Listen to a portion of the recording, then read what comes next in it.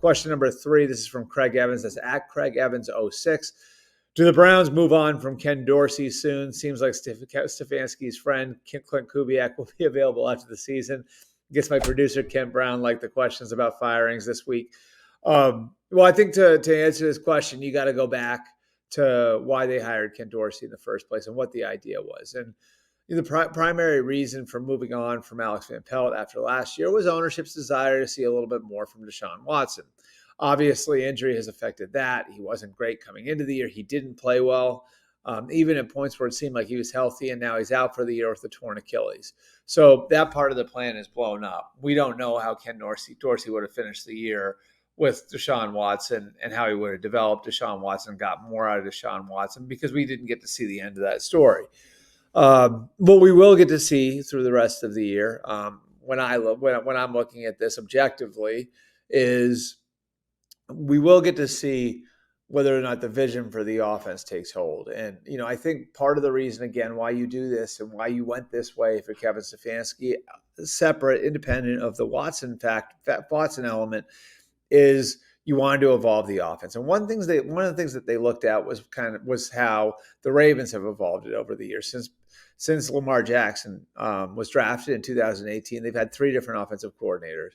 When Lamar was a rookie, it was Marty Morenweg, who's well-respected and a very much in that Andy Reid coaching tree, a trusted disciple, guy who worked with John Harbaugh in Philly. So Marty Morenweg was the first one. Then you go to Greg Roman to try to evolve it and develop a run game that really fits Lamar Jackson. Then you come back with Todd Monken to try to develop the pass game to match the run game. And it wasn't so much that John Harbaugh was firing guys or throwing guys overboard or pointing the finger. It was just a philosophical thing for the Ravens, and that we want to keep the ball moving forward, and we want to keep adding, and we want to keep ahead of the posse. That was the idea with Ken Dorsey. So I love Clint Kubiak's potential as a play caller. Obviously, it looked great in September. Hasn't looked as good since. They've had a quarterback injury in New Orleans. But if Stefanski's idea is to keep evolving what they are offensively, keep evolving who they are, what they're going to be, well, this would be sort of rolling it back to what they were before. So I just look at like the timeline of the way all this played out, and it just, again, I think the world of Clint, I'm not sure that was really what Kevin was trying to accomplish when he went and hired Ken Dorsey. And so he'd have to be going back on that to go back to somebody from his own coaching tree. Again, doesn't mean it can't happen, but it'd be surprising. And I still think we got to give Ken Dorsey a little bit more of a chance based on the circumstances.